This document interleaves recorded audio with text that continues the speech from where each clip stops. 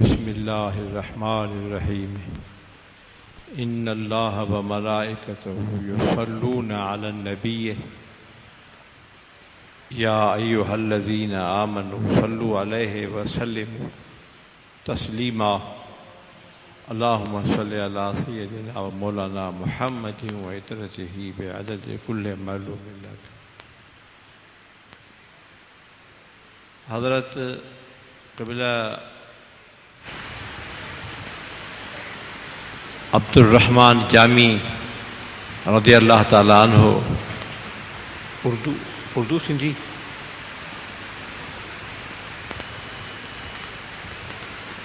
جامی علیہ رحمہ و رضوان کا کلام حافظ صاحب نے نہایت درد مندانہ اور عجیب قسم کی کیفیت طاری کرنے کی وہ سننے کی سعادت نصیب ہوئی۔ اس کا آخری شعر جو بازو شفاعت را کشائی بر گنہگاراں، اور صدیق اور جامی کچھ کرتے کرتے آخر تھک گیا ہے، تو جامی نے کہا کہ اور کچھ ہی ہمیں ضرورت نہیں ہے، جو بازو شفاعت را کشائی بر گنہگاراں، جب آپ کی رحمت کے بازو آپ گنہگاروں پہ کے لیے اٹھائیں گے، پھر شعر کیا ہے؟ ہاں، مکن محروم جامی را، کہتے ہیں کہ اس وقت جامی کو محروم مت کیجیے۔ عزیزان من، صدیاں گزر گئیں لیکن ان کا کلام ایسے ہی ہو رہا ہے جیسے کہ یہ کلام آج کسی شاعر نے کہا ہے۔ اصل میں جہاں تقریر کے لوگ بلاتے ہیں تو وہ ان کی مہربانی ہے، لیکن میں سوچ کے یا مضمون بنا کے نہیں آتا، بیٹھا ہوتا ہوں، یہ پتہ نہیں ہوتا کہ مجھے کیا بولنا ہے آگے۔ اچانک ایک بات یاد آ گئی، جمعیت علماء پاکستان کے پرانے زمانے کی بات یاد آ گئی ہمیں۔ سبحان اللہ۔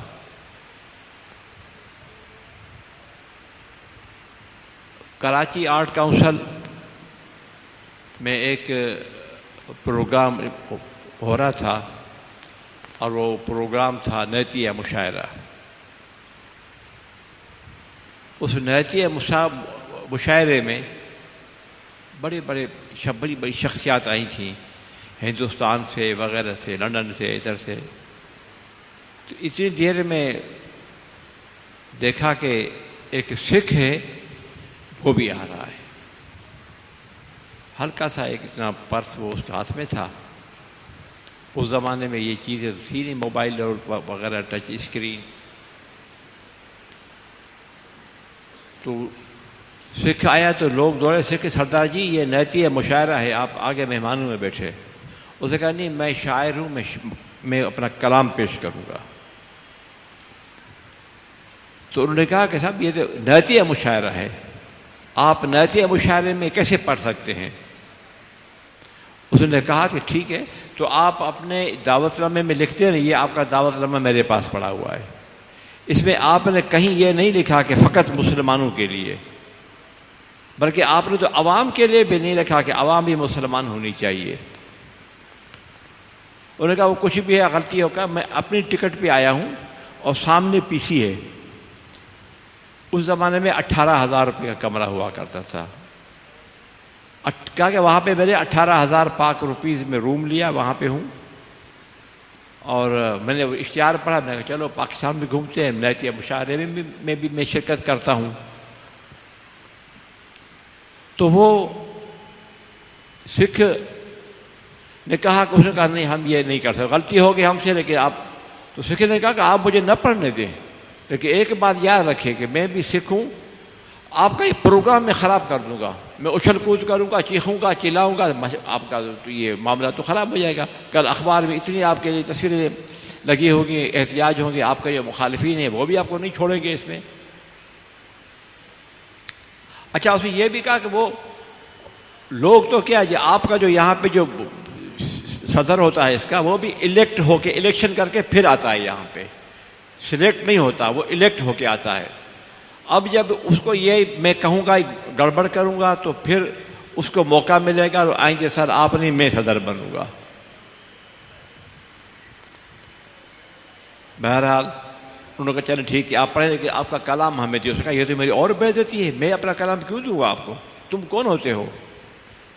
کیا کسی پہلی دوسری جماعت کو جو پڑھنے والے ہیں, چلو میٹرک والا ہے, اور اس کو آپ اجازت دیں گے کہ وہ پی ایچ ڈی کے لیے نمبرنگ کرے؟ آپ لوگ اجازت دیں گے؟ کہا یہ بھی آج یہاں پہ یہی ہو رہا ہے. اور پھر لوگوں نے جو تو کر کے اسے ہمارے اندر آیا, کیسے آپ پیش کریں؟ کہا ابھی نہیں پیش کروں گا, میں جس لیول کا وہ مجھے پتا ہے, اور مینوں بھی پتا ہے, میرے رب نو پتا ہے, تانوں کوئی پتا نہیں ہے. بہرحال تو اس سکھ نے شعر پڑھا اور سب سے پہلے اس نے کلام پڑھا کہ وما ارسلناک الا رحمۃ للعالمین. یہ آیت پڑھ کے یہی بند کر کے پھر کہتا ہے کہ عشق ہو جائے کسی سے تو کوئی چارہ ہی نہیں. عشق ہو جائے, اس شعر کو اس نے بار بار دہرایا, وہ اس کے دماغ کے اندر بٹھانا چاہ رہا تھا. عشق ہو جائے کسی سے تو کوئی چارہ نہیں. کوئی علاج ہے ساڑھے کو انڈیا میں اور اتر امریکہ میں فرانس میں کوئی علاج ہے ہی نہیں اس کا. عشق ہو جائے کسی سے تو کوئی چارہ ہی نہیں, صرف مسلم کا محمد پہ اجارہ تو نہیں. وہ کہتا ہے کہ جی, پھر کہنے لگے کہ آپ نے کیوں رسول اللہ کی شخصیت کو کم کر دیا ہے؟ اللہ کہتا ہے تسی قرآن نو مندے ہو؟ ہاں کرنی تسی نہیں مندے نا. اللہ کہتا ہے وما ارسلناک الا, اور تو دس مینوں, اور تو بھی پڑھتے بھی ہو تسی. اور یہاں بھی آ کر اس نے کھچائی بھی شروع کی اور کہتا ہے کہ عشق ہو جائے کسی سے تو کوئی چارہ ہی نہیں, صرف مسلم کا محمد پہ اجارہ تو نہیں. کہتے ہیں میرا عشق ہو گیا ہے رسول اللہ کے ساتھ, اس کا چارہ ہے کوئی نہیں. صرف مسلم کا محمد پہ اجارہ تو نہیں. کہتا کہ صرف رسول اللہ جی کی جو ذات ہے وہ مسلمانوں کے, فقط مسلمانوں کے لیے نہیں ہے. رسول اللہ کی ذات بابرکات وہ فقط مسلمانوں کے نہیں ہے. اللہ نے جو بھی چیز بنائی ہے, تخلیق کی ہے, ان سب کو رسول اللہ کی رحمت کا آسرا ہے. پھر کہتا ہے کہ عشق ہو جائے کسی سے تو کوئی چارہ ہی نہیں. اوے مسلو, وہ گل سنو, صرف مسلم کا محمد پہ اجارہ تو نہیں. اللہ رب العالمین ہے یا رب المسلمین ہے؟ رب العالمین. تو وہ اللہ رب العالمین اور وہ رحمت للمسلمین ہے. کہا نہیں, رحمت للمسلمین نہیں ہے, رحمت العالمین ہے. تو ہمیں بتانا, ہمیں پھر پڑھنے دو نا, ہمیں کہنے دو کہ رسول اللہ صلی اللہ علیہ وآلہ وسلم رحمت العالمین ہے. ہم سکھ جو ہیں ہم بھی رسول اللہ سے محبت کرتے ہیں. اور اس نے کہا کہ آج بھی ایسٹ پنجاب پہ ہمارے بڑے بڑے پہلوان ہوتے ہیں, ادھر پتھر کی بنی جو اس کو وہاں پہ پجری بولتے ہیں. کہا کہ پجری اٹھاتے ہیں جس ٹائم پہ ہمارے سکھ پہلوان, تو جب پجری میں ہاتھ ڈالتے ہیں تو نعرہ حیدری یا علی کہہ کے اٹھاتے ہیں اس کو, اور عجیب ایک جوش پیدا ہوتا ہے ہمیں علی کے نام سے. میں علی کو بھی ماننے والا ہوں, میں حسین کو ماننے والا ہوں, اور میں صحابہ کو ماننے والا ہوں. پھر کہتا ہے کہ او تسی قدر کرو قرآن کی. اللہ کہتا ہے کہ میں نے رسول اللہ صلی اللہ علیہ وسلم کو اور اب بتاؤں میں آپ کو کہ کس چیز کی ضرورت, کس چیز کو بظاہر آپ کے لیے ہمارے لیے کچھ عجیب سا ہے. تو کہتا ہے کہ شبنم برستی ہے, ایک پانی کا پتا ہوتا ہے درخت کا, اس درخت پہ جب شبنم گرتی ہے تو وہاں پہ کتنا پانی ہوگا؟ ایک قطرے سے بھی کم درجے کا, کم وزن وہ موجود ہوگا, پانی ہوگا. اس پانی کے اس قطرے کو بھی رسول اللہ کی رحمت کی ضرورت ہے. جانوروں کو, جاندار چیزیں جتنی بھی ہے, پہاڑوں کو, پتھروں کو, سب کو رسول اللہ, یہ سکھ کا عقیدہ کہتا ہے, سب کو رسول اللہ کی رحمت میں امید ہے. اور یہاں پہ مجھے وہ شعر یاد آیا کہ اٹھ اچی ہو، قبلہ والد صاحب کا کلام ہے، اٹھ اچی ہو توکھے پکاریو، مالک منہ کے بکھو نہیں ماریو، مجھے واہر کر وریام توتے سہ سے صلاۃ و سلام۔ یہ گلہ عقیدت میں یہ نعت شریف موجود ہے۔ قبلہ والد صاحب رضی اللہ تعالیٰ عنہ اس کا یہ ایک کلام ہے، وہ کلام ہے مشتمل بر معجزات نبی کریم صلی اللہ علیہ وسلم۔ اور آپ عرض کرتے ہیں رسول اللہ کی خدمت میں، ایک مرتبہ آپ بیٹھے ہوئے تھے، تشریف فرما تھے، دیکھتے کہ ایک اونٹ آ رہا ہے تیز تیز دوڑتا ہوا۔ اونٹ آیا اور عجیب اپنی زبان میں گوڑ شوڑ کرنے لگا۔ آپ کریم صلی اللہ علیہ وسلم نے فرمایا کہ اونٹ کو بٹھا دو۔ اونٹ بیٹھا، آپ نے کہا کہ اونٹ کیا مسئلہ ہے تمہارا؟ تو اس نے اپنی آواز میں بٹھا کے کچھ جو ہے وہ کچھ الفاظ ادا کیے۔ تو انہوں نے جب وہ الفاظ ادا کیے، سبحان اللہ، تو رسول اللہ صلی اللہ علیہ وسلم نے صحابہ کرام سے پوچھا کہ پتہ یہ کیا بول رہا ہے؟ یا رسول اللہ ہمیں کوئی پتہ نہیں ہے۔ تو صحابہ کرام نے عرض کی یا رسول اللہ یہ کیا بول رہا ہے؟ تو آپ کریم صلی اللہ علیہ وآلہ وسلم نے فرمایا کہ یہ کہتا ہے کہ میں جب تکڑا تھا، جوان تھا، تو مالک مجھے گھاس کا، پانی کا، چارے کا بندوبست کیا کرتا تھا۔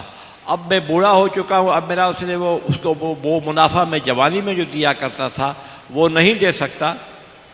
اب اس نے کیا کیا کہ آ کے اٹھا کے اس نے جو مجھے وہ ذبح کرنے لگا۔ میں وہاں سے اس رسی کو توڑ کے بھاگ کے نکلا ہوں، آپ کے پاس آیا ہوں، پناہ کے لیے آیا ہوں۔ آپ نے فرمایا تم بیٹھو۔ تو اونٹ بیٹھ گیا، بیٹھا تھا۔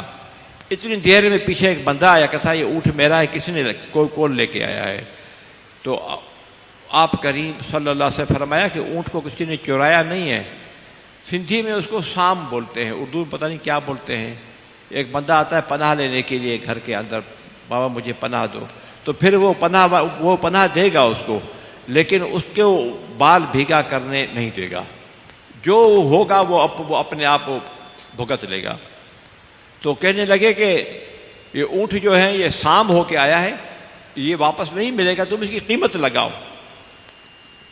تو اونٹ نے قیمت لگائی، مالک نے، اس کو وہ معاوضہ ملا، وہ چلا گیا۔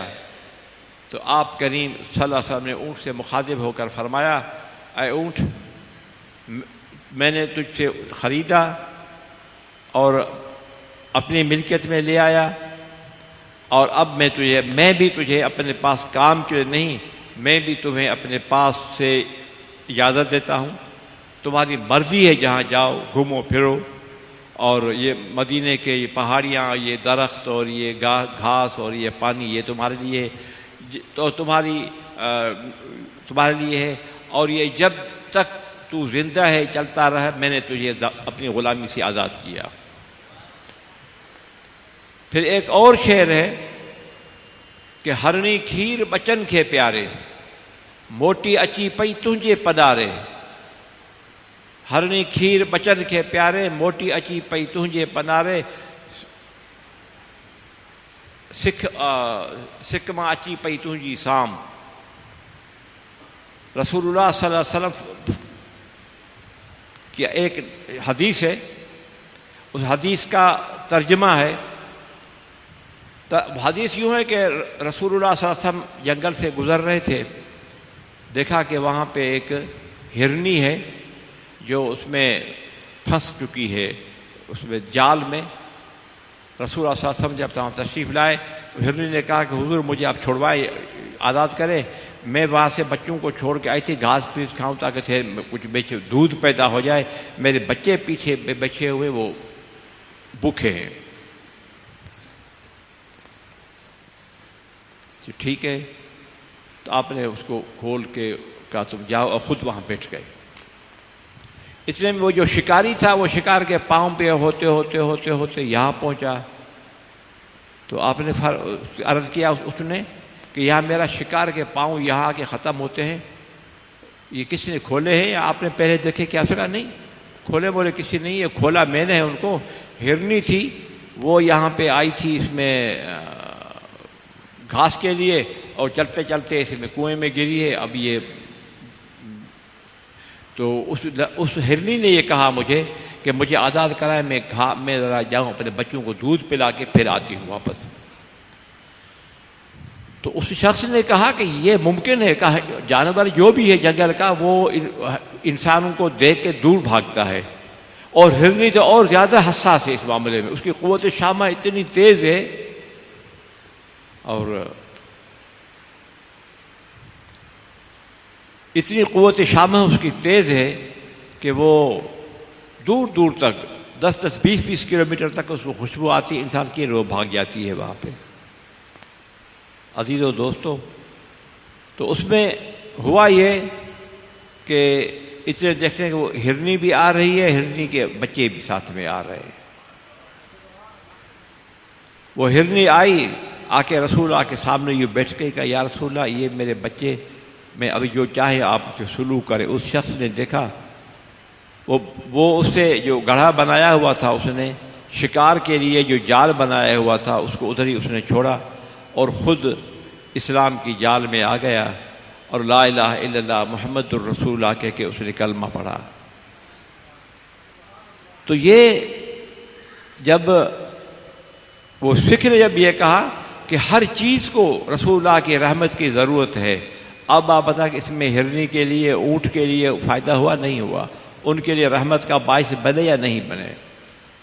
جب مدینہ شریف میں جنگ خندق کا جب ہوا, جاسوس نے آ کے بتایا کہ کہ کفار تیاری کر رہے ہیں اور کہتے ہیں کہ آج ہم ایک فیصلہ کن جنگ کریں گے, فیصلہ کن جنگ کریں گے. اور تو آپ کریم صلی اللہ علیہ وسلم کی مشاورت ہوئی, مشاورت کے بعد کہا کہ یہاں پہ خندق لگاؤ. خندق اتنی ہو کہ کوئی جانور کوئی انسان دوڑ کے نہ پہنچے وہاں پہ. خندق ایسی خندق بنائیں کہ اس کو آج کل سیم نالے بنے ہیں لوگوں کے, حکومت نے بنا کے دیے ہیں اس طریقے سے. تو آپ نے کہا کہ خندق بناؤ, لیکن خندق اتنی ہے کہ اونچی بھی ہو اور کوئی آدمی کود بھی نہ سکے, اور ہم پہلے بنائیں گے تو ہم ذرا اوپر مورچے پہ بیٹھیں گے اور جو سامنے آئے گا اس کو ہم ماریں گے. تو ایک صحابی آئے, انہوں نے آ کے کہا جب خندق کا کام شروع ہوا تو آپ آئے رسول اللہ صلی اللہ علیہ وسلم کی خدمت, یا رسول اللہ اب آپ کی کیفیت مجھے دیکھی نہیں جا رہی, آپ کی کیفیت مجھے میں دیکھ نہیں پا رہا, نہیں سکتا, اس لیے کہ 3 دن سے آپ نے نہ کچھ کھایا ہے نہ پیا ہے اور پیٹ پہ پتھر بندھے ہوئے ہیں. تو آپ کریم صلی اللہ علیہ وسلم صحابی نے کہا کہ یا رسول اللہ آپ میرے گھر پہ تھوڑا سا آٹا ہے اور ایک چھوٹا سا ایک بکرا ہے, بکری کا بچہ چھوٹا سا وہ ہے, میں جا کے اس کو بکری کے بچے کو ذبح کرتا ہوں اور وہ 2-3 روٹیاں بنے گی, 4 بنے گی, بس زیادہ نہیں ہے, وہ بن کے اور میں رکھوں گا اور پھر آپ کو پیغام بھیجاؤں گا, آپ تشریف آپ اور ایک مدہ ساتھ میں لائے. آپ نے کہا تم جاؤ کھانا پکاؤ, جاؤ تم تیاری کرو. اس نے تیاری شروع کی. کھانا جب بنا تو اس نے وہاں سے پیغام بھیجا کہ کھانا تیار ہے, آپ آ جائیں. تو رسول اللہ صلی اللہ علیہ وسلم نے فرمایا, اس صحابی کا نام لے کے آپ کریم نے فرمایا کہ اس کو آج فلاں صحابی کے گھر ہماری دعوت ہے, مدینے والے سب چلو, سب کے اعزاز میں دعوت ہے. جب وہ آپ کریم تشریف لے گئے اور اس بندے کو جو اطلاع لے کے آئے تھے, اس کہنے کہ آپ سالن کو پلیٹ پہ ڈالیں اور جو آٹا ہے آٹے کو بھی آپ گوندھ کے رکھیں, اس کے اوپر کپڑا دے دیں, چپاتی بنائے نہیں, میں پہنچتا ہوں پھر. تو آپ کریم صلی اللہ علیہ وسلم تھوڑی دیر میں آئے تو پورے مدینہ شریف کے جو لوگ تھے وہ سب وہ آئے وہاں پہ. اچھا, جو ہاتھ سے محنت کرتے ہیں وہ وہاں پہ ہمارے یہاں کہتے ہیں جو ہاتھ سے محنت کرتے ہیں, کدال چلاتے ہیں, کلاڑی چلاتے ہیں, لکڑیاں کاٹتے ہیں, جو کچھ کرتے ہیں, لیکن اس کا ایک ہاتھ جو پورے ہو, ہاتھ سے اگر جو کام کرتا ہے تو وہ ایک آدمی کم از کم بھی 2 آدمیوں کا کھانا کھاتا ہے. بھوک لگتی ہے بہت زیادہ اس کو. صحابہ نے فرمایا کہ آپ نے کہا کہ ٹولیاں بنا کے بیٹھ جاؤ، ادھر لے آؤ. وہ اپنی لعاب دہن نکال کے اس کپڑے کے نیچے یوں لگا کے اور روٹیوں کو توڑ کے کر کے 4 حصے کر کے اور کہہ لیں کہ اب تقسیم کرو سالن میں. سارے کے سارے مدینے شہر نے وہ کھانا کھایا. وہ چھوٹا سا بچہ اور چھوٹا سا ایک بکری کا بچہ، سندھی میں چھیلو بولتے ہیں اس کو، کھیرو ان کے دانت میں نہیں آئے ہوئے ہوں، وہ ہے. عزیز و دوستو، تو اس کے قبلہ والد صاحب رضی اللہ تعالیٰ عنہ جن نے ڈھاؤ ان ماں مدینو سارو کھارایو تو کل عوام، اور رسول اللہ صلی اللہ علیہ وسلم کو کی خدمت میں عرض کرتے ہیں کہ یا رسول اللہ، آپ کی تو وہ قوت ہے، آپ کی وہ طاقت ہے کہ آپ نے پورے مدینے شہر کو مانو کھیر مانو 200 کیے نہ قضا کرو ان ماں ڈھو.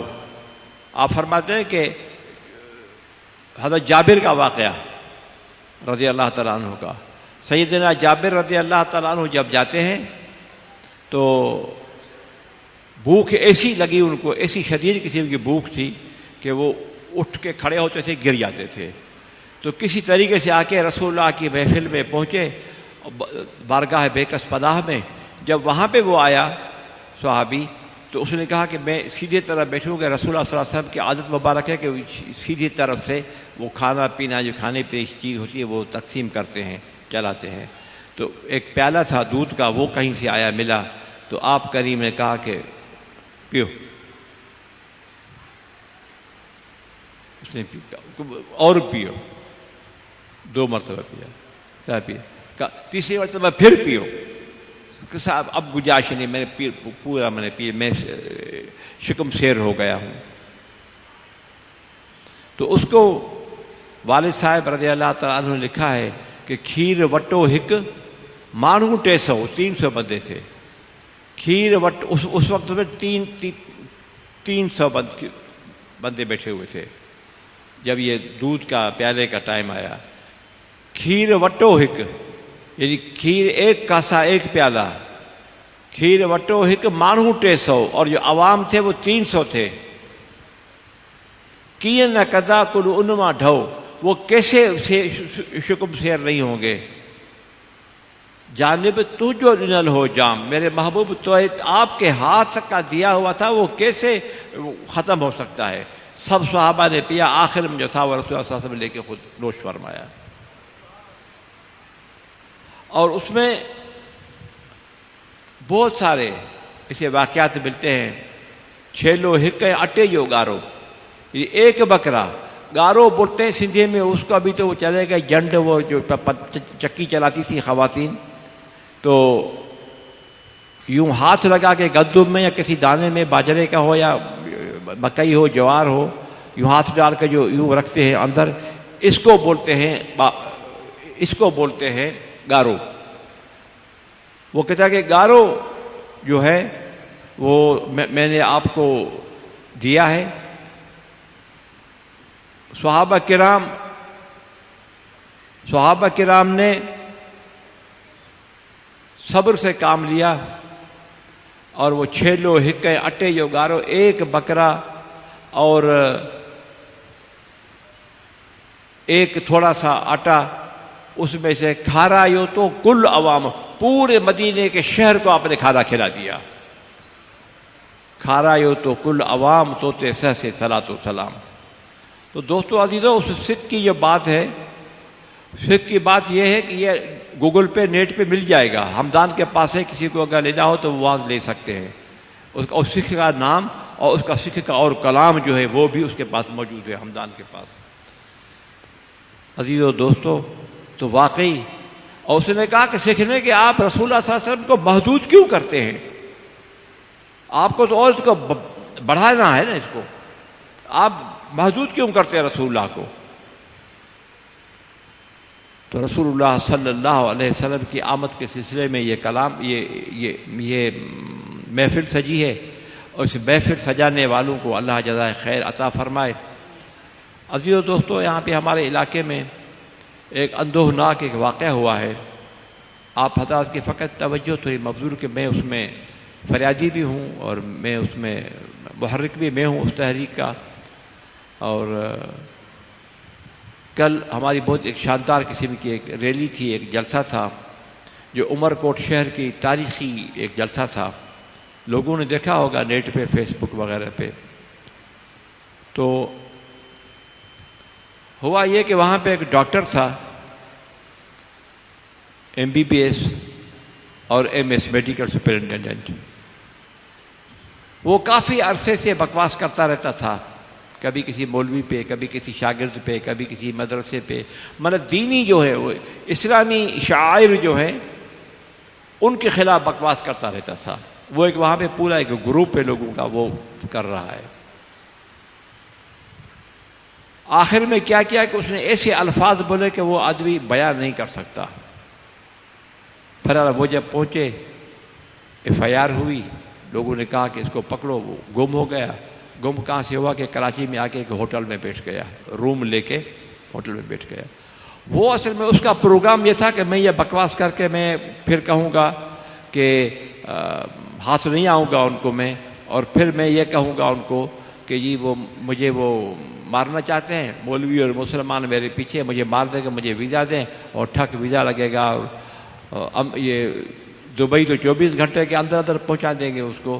لیکن پھر آگے چل کے امریکہ سے ہوگا، اور امریکہ چل کے ان کو وہ امریکہ جو امریکہ ہے وہ کتا وہ اس کو ویزا دے کے اپنے پاس بلائے گا اور پناہ بھی دے گا اس کو، تاکہ یہاں پہ بکواس کرتا رہے. تو اس سلسلے میں وہ پکڑا گیا. لوگوں نے پکڑا اس کو، پولیس نے بڑا کسی نے وہ گرفت میں آ گیا. گرفت میں جب وہ آ گیا تو اور زیادہ وہ لوگ مشتعل ہوئے، اور زیادہ غلیظ قسم کے بہتان الزام اور وہ اس نے وہ شروع کیے. تو ہم نے پوری عام، ہم نے کہا بھائی، میں نے کہا کہ میں تو ایک عام مسلمان ہوں، کلمہ گو، باقی میں نہ اپنے آپ کو علامہ کہتا ہوں، نہ مفتی کہتا ہوں، نہ شیخ الحدیث کہتا ہوں.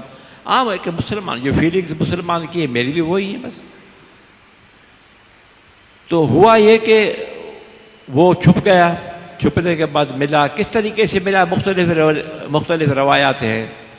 اور اس کو جب لے آئے وہاں پہ تو پولیس نے اس کو مار دیا.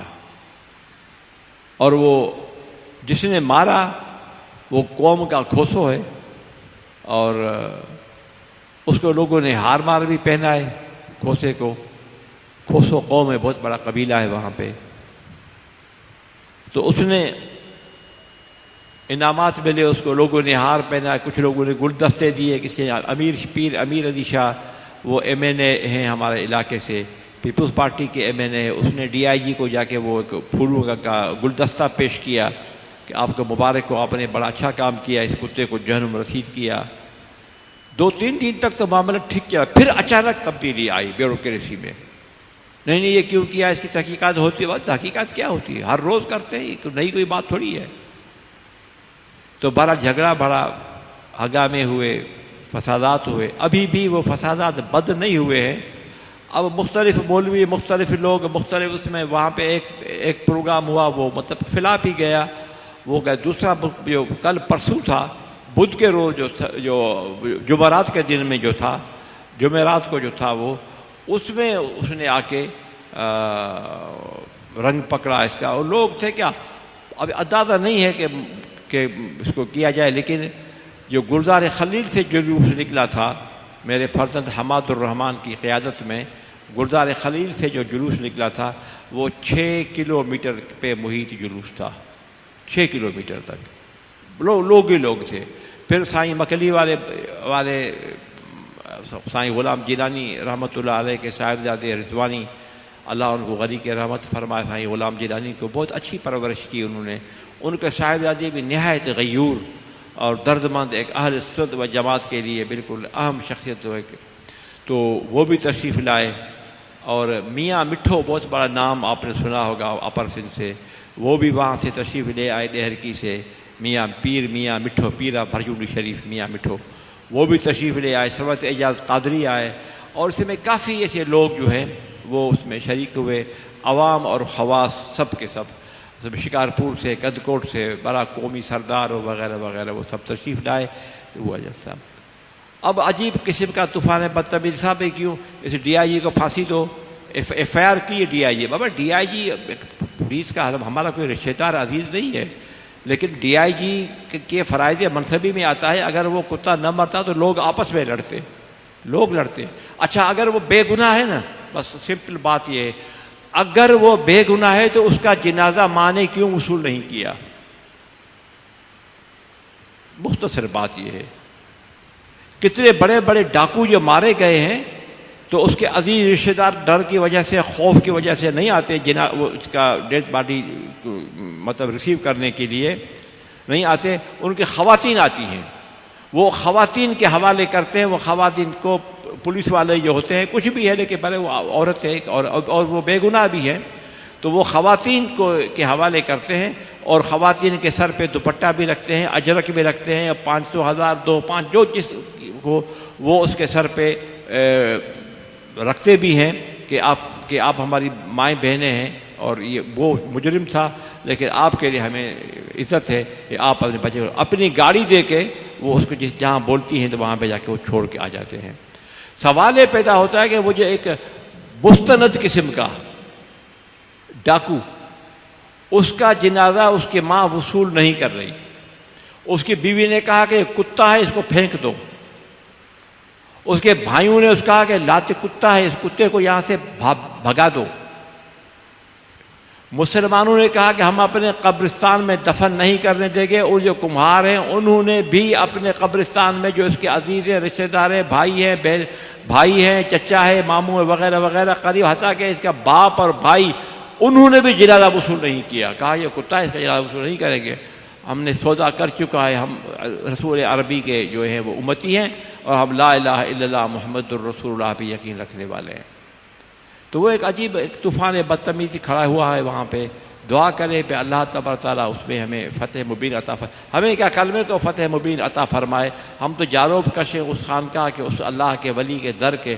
فقط لوگ بولتے ہیں، نعرے لگاتے ہیں، اس میں عجیب عجیب غریب قسم کے نعرے خود بناتے ہیں، وہ نعرے لگاتے ہیں اور وہ نعرے میں جو ہے وہ بڑی عزت و بڑی شان کی وہ کے مطابق کرتے ہیں. اللہ ان کو جزائے خیر عطا فرمائے. اور میں فقط اتنا ان سے کہتا ہوں کہ بابا آپ نے جنازہ ملا آپ کو، پولیس لے آئی؟ کہا نہیں، پولیس لے آئی تھی. وہ جنازہ کہاں گیا؟ کہا کہ ہم نے دفن نہیں کرنے دیا. اب ان کو کچھ قوم پرست، کچھ پیٹ پرست کچھ لوگ جمع کر کے یہ مل کے ان کو آ کے اس طریقے سے ان کو قلوب و اذہان کو مقدر کر رہے ہیں، خراب کر رہے ہیں. دعا ہے کہ اللہ تبارک تعالیٰ مسلمانوں کو فتح مبین. اب اس میں وہ سندھی میں کہتے ہیں نا، اٹھ ویری اوٹھار ویری ویری تھیرم ڈیر. وہ اونٹ بھی 12ویں کے سسی کہتی ہے کہ اونٹ میرے دشمن ہو گئے کہ میرے معشوق کو وہ لے گئے. اوٹھار جو ہیں وہ یعنی اونٹ بان جو ہوتا ہے، اونٹ کا ڈرائیور ہوتا ہے، وہ بھی دشمن ہو گئے. اور میرے جو دیور تھے، وہ مؤنث کا صیغہ ہے، تو میرے جو دیور تھے وہ میرے مخالف ہو گئے. سب کے مل کے ہمارے مخالف ہو گئے ہیں. وہاں پہ حالات یہ ہیں کہ عمر کوٹ ڈسٹرکٹ جہاں سے شروع ہوتا ہے، آپ یہاں سے کئی مرتبہ کافی حضرات تشریف لا چکے ہیں. سیمنالہ آتا ہے بیپور خاص کے بعد، سیمنالے کے بعد مٹراؤ کینال آتا ہے. مٹراؤ کینال سے 5-6 کلومیٹر عمر کوٹ کی طرف آپ جائیں گے، جہاں جس طرف پانی جا رہا ہے. آپ وہاں پہ وہ جب دیکھیں گے تو وہاں پہ ایک پتھر ہے، جس پتھر پہ سنگ بیل ہوتا ہے، وہ لکھا ہوتا ہے عمر کوٹ اتنے 52 کلومیٹر یا کیا جو اس پہ لکھا ہوا ہے 53 کلومیٹر. تو شادی پلی موڑ چلتے ہی تھوڑا سا آپ چلیں گے، اس طرف پتھر وہ لگا ہوا ہے. اب اس پتھر پہ لکھا ہوا ہے عمر کوٹ. عمر کوٹ لکھا ہوا ہے. اب اس عمر کوٹ میں اس عمر کا جو لفظ ہے، اس عمر کے لفظ سے ان کو چڑ ہے. عمر کے لفظ سے چڑے، وہ کہتے ہیں پان کھا کے گھٹکے کھاتے، وہ جا کے تھوک دیتے ہیں عمر کے نام پہ. اور کئی مرتبہ یہ ہوا کہ ہم نے گاڑی روکی، اس کو دھویا ہے. آج کل ہر ایک بندہ وہ گاڑی میں پانی رکھتا ہے، دھو کے ہم چلے گئے ہیں. بعض اوقات میں کہتا ہوں اس کو دھو مت، میں ایس پی سے بات کرتا ہوں. ایس پی صاحب سے بات کرتے ہیں, ڈی آئی جی سے, بے شمار ڈی آئی جی سے.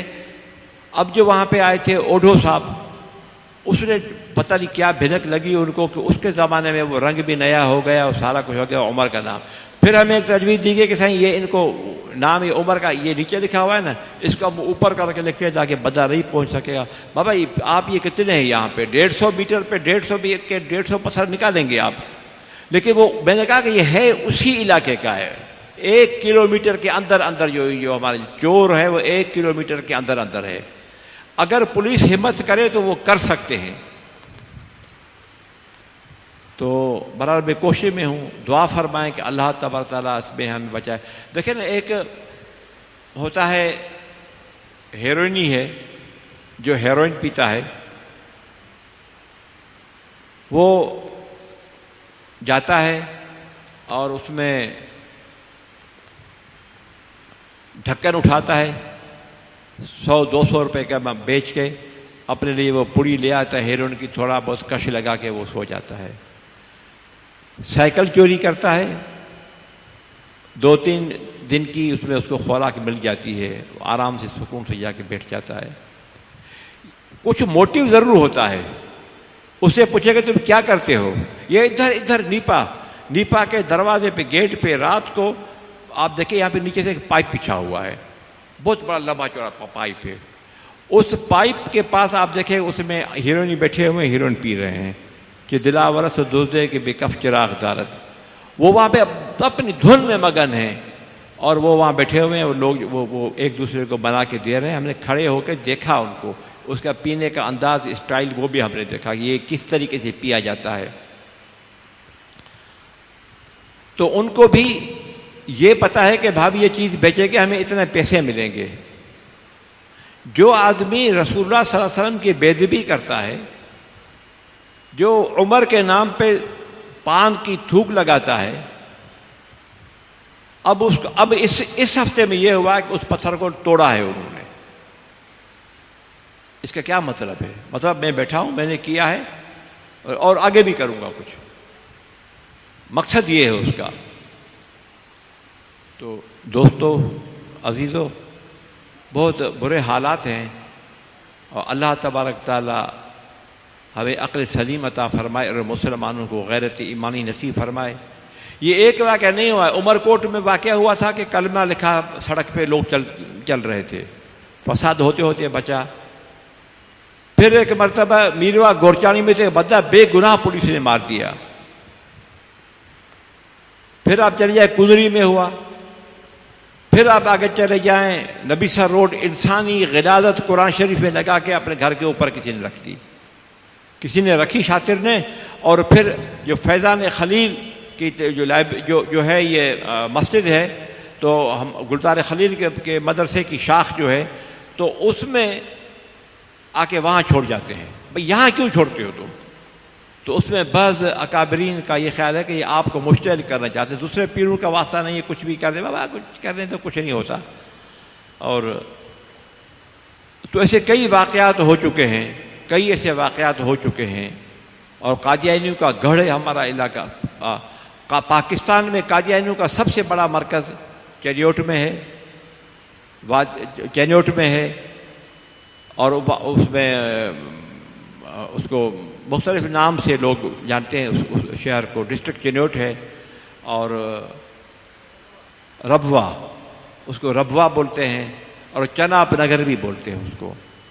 تو اس ربوے کے بالکل آمنے سامنے وادی عزیز شریف ہے, ایک پیر ہے نہایت ہی نیک, نہایت ہی پرہیزگار, متشرع, خانقاہ عالیہ اپنی وادی عزیز شریف کے سجادہ نشین ہیں. اور وہ سال میں 1-2 مرتبہ میرے پاس ضرور تشریف لاتے ہیں. وہ کہتے ہیں کہ آپ ہمارے مرشد امام ربانی رضی اللہ تعالیٰ کی اولاد میں سے ہیں, ہم آپ کے خادم ہیں, غلام, بڑی عاجزی انکساری کے پیکر ہیں.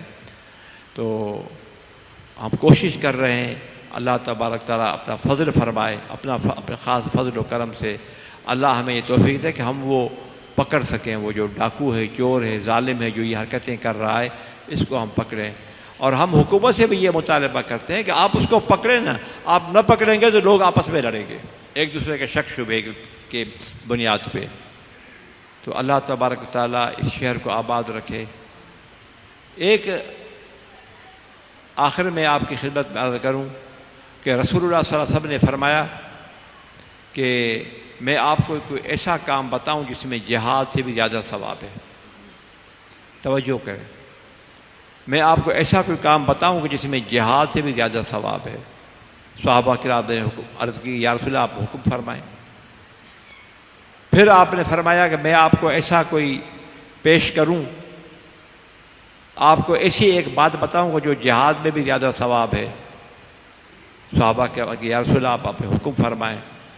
تو آپ کریم صلی اللہ علیہ وسلم نے اپنے دونوں ہاتھ یوں بلند کا فرما کر 2 انگلیوں کو یوں کھول کے آپ نے فرمایا کہ 2 روٹھے ہوئے ناراض بھائیوں کو بھائیوں کی آپس میں صلح کراؤ. جس نے بھی وہ صلح کی اللہ تبارک و تعالی اس پہ جہنم کی آگ حرام کر دیتا ہے اور اس کو مجاہدین اسلام کا درجہ ملتا ہے.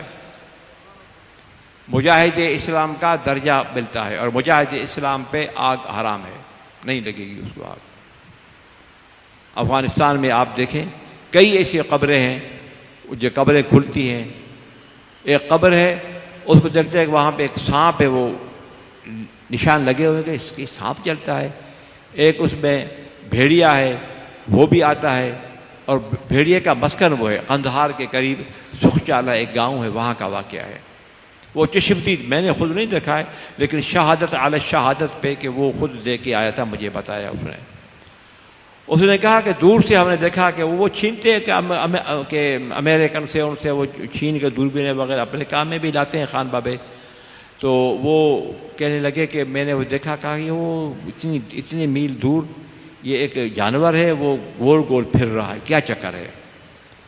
تو یہ گئے وہاں پہ، لوگوں کو اس نے بتایا، دوستوں کو، یہ سب وہاں پہ گئے، دیکھا کہ وہ بھیڑیا ہے، وہ ایک گھوم پھر رہا ہے. جب یہ قریب گئے تو بھیڑیا ہٹ گیا، سانپ بھی نہیں تھا وہاں پہ. تو یہ کیا دیکھتے ہیں کہ ایک انسان ہے،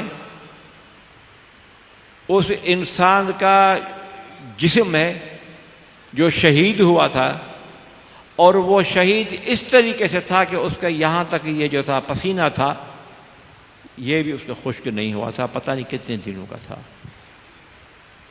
بلکہ یہ بھی بتا دو کہ ہمارے قریب ترین عزیزوں میں سے ایک عزیز تھا. وہ پتہ لگا اچھا یہ وہ باقی ہے، اس نے کہا، پھر کہا کہ دوسرے کو لاؤ. ماں نے دوسرا بیٹا دیا، وہ بھی شہید ہوا. پھر ماں نے اپنا تیسرا بیٹا دیا. 5 بیٹے اس ماں نے قربان کیے جہاد میں. اور 2 دن فاتح علی کا بیٹا تم جاؤ اللہ کی راہ میں جاؤ، اللہ کی راہ میں جاؤ.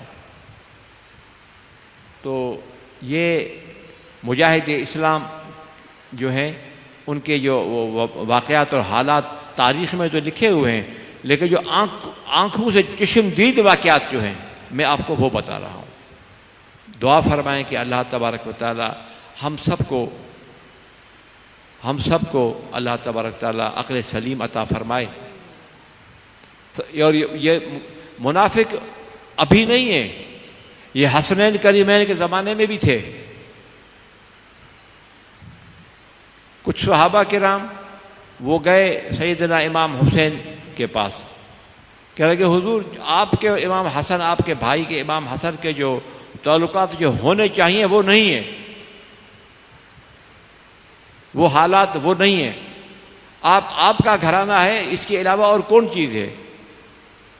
تو آپ نے یہ فرمایا سیدنا امام حسین رضی اللہ تعالیٰ عنہ نے کہ تم نے رسول اللہ کے وہ حدیث نہیں پڑھی، آپ کو وہ یاد نہیں کہ رسول اللہ صلی اللہ علیہ وسلم نے فرمایا کہ 2 اگر بھائی لڑے ہوئے آپس میں وہ صلح کرتے ہیں تو جس نے صلح میں پیش رفت کی، پہلے صلح کی، تو اللہ تبارک تعالیٰ اس کو جنت میں تو لے جائے گا، لیکن جنت میں جس نے صلح کی وہ پیچھے ہوگا، جس نے پہل کی وہ آگے ہوگا، اور جس نے پھر بعد میں اس کے لیے کوشش کی تو وہ پیچھے ہوگا. تو میں نہیں چاہتا کہ میرا ادب مجھے اجازت نہیں دیتا کہ میں امام حسین، یہ رسول اللہ کا وعدہ ہے اور یہ ہو کر رہے گا، اور میں یہ نہیں چاہتا کہ قیامت کے دن بھی امام حسن میرے پیچھے ہوں، میں امام حسن کے آگے ہوں. یہ ادب مجھے اجازت نہیں دیتا. جب یہ بات امام حسن رضی اللہ تعالیٰ عنہ کا پوچھی کہ حضور وہ آپ کے لیے تو آپ کے بھائی یہ بولتے ہیں، تو اس وقت اٹھے، اسی وقت اٹھ کر وہ سیدھا امام حسین رضی اللہ تعالیٰ عنہ کے حضور میں آئے اور وہاں آ کے بغل گیر ہوئے، ایک دوسرے کے ساتھ ملے، پھر آنا جانا ان کو چالو ہو گیا. تو منافقین فقط آج نہیں، اس زمانے میں بھی تھے، رسول اللہ کے زمانے میں بھی تھے، بلکہ رسول اللہ صلی اللہ علیہ وسلم کی محفل میں بھی آ جایا کرتے تھے. ان اللہ یأمر بالعدل والاحسان وایتاء ذی القربى. یہ آیت جس وقت نازل ہوئی تو ابو جہل بیٹھا ہوا تھا، اس نے کہا یہ آیت اچھی ہے، ایسی آیتیں آیا کرے، ہم عمل کریں گے ان پہ، یہ بہت اچھی، مجھے بڑی اچھی لگی ہے. یہ ابو جہل کے الفاظ ہیں. اللہ تبارک تعالیٰ اس شہر کو آباد رکھے، اس ملک کو، اس قوم کو آباد رکھے، آپ حضرات کو آباد رکھے. نوجوانوں نماز کی پابندی کریں، نماز کی پابندی کریں. اور لوگ آتے ہیں میرے پاس، صاحب تعویذ لکھ کے دے دیں، پانی پڑھ کے دے دیں. پانی اور تعویذ اثر کرے گا. مثلاً آپ کا یہ بلب لگا ہوا ہے، یہ وہاں سے منگلہ سے تربیلا سے بجلی نکلی ہوئی ہے، وہاں سے ایٹمی بجلی گھر سے نکلی تیار کی ہوئی بجلی آتی ہے، لاکھڑا سے تیار ہو کر بجلی آتی ہے، نوری آباد سے بجلی تیار ہو کے آ رہی، اس میں شامل ہو رہی ہے. عزیزو دوستو، اس کو لگاتے اربوں کھربوں پدموں ڈالر آپ خرچ کریں، لے آئیں، لیکن اتنا سا ایک فیوز ہوتا ہے، بال برابر بال کی طرح ہوتا ہے، وہ لگا ہوا ہوتا ہے تو بجلی کام دے گی. اگر وہ فقط ایک وہ فیوز وہ نہیں ہے تو یہ آپ کے اربوں کھربوں روپے آپ اور بھی لگاتے ہیں، اور بھی لگاتے ہیں، اور بھی لگاتے ہیں، لیکن وہاں سے یہ کام نہیں بنے گا. بجلی آپ کے گھر کی بحال نہیں ہوگی. بجلی آپ کی تب بحال ہوگی یا یہ سسٹم میں وہ بھی لگا ہوا ہو، فیوز لگا ہو. اور فیوز بولتے ہیں، کیا بولتے ہیں اس کو، بال کی طرح ہوتا ہے، چھوٹا سا لگا ہوتا ہے. تو عرض کرنے کا مقصد یہ کہ دعا کے لیے بھی لوگ آتے ہیں، کاڈھانو لیو، کاڈھانو ہمارا اس کا کتنا شکرانہ کتنا ہے. میں کہتا ہوں بابا کاڈھانو ہم نہیں لیتے، کاڈھانے کا کوئی نہیں ہے. ہاں یہ کام، ایک کام آپ کو ہم بولتے ہیں، اول تو تمہارے گھر کے قریب ترین اگر کوئی بیوہ، آپ کو پتہ ہے کہ یہ بیوہ عورت رہتی ہے، اس کے بچے اس کے یتیم کی وہ کفالت کرتی ہے، سب سے زیادہ مستحق جو ہیں وہ ہیں. اس کے بعد ہمارے دینی مدارس ہیں جو شاگرد پڑھتے ہیں، ان کے ہم چاہتے ہیں کہ ہر مدرسے میں ان کے لیے جو ہے وہ زیادہ سے زیادہ سہولت پیدا کریں، زیادہ سے زیادہ ہم ان میں سہولت پیدا کریں تاکہ زیادہ سے زیادہ بچے مفید ہوں. اور اب ہم نے خانقاہ عالیہ گلزار خلیل پہ عالی شان ایک لائبریری بن چکی ہے، اور اس میں ہم الخلیل پرنٹنگ پریس کا بھی ہم ارادہ رکھتے ہیں، وہ بھی ہم قائم کریں گے. میرا پروگرام یہ ہے کہ ہم اس کو وہاں پہ ترجمے کروا کے عربی، پشتو، فارسی کر بلوچی کے بھی کاغذ مجھے میرے ایران سے کوئی مخلص ہے مرید، وہ لے کے آیا تھا، بلوچی میں کلام تھا، تو ہم اس کو ترجمہ کر کے سندھی میں، اردو میں کر کے وغیرہ میں ہم اس کو لانا چاہتے ہیں. دعا فرمائیں کہ اللہ ہمیں استقامت عطا فرمائے، اللہ آپ کو آباد رکھے، شاد رکھے، سلامت رکھے. وآخر دعوانا ان الحمدللہ رب العالمین.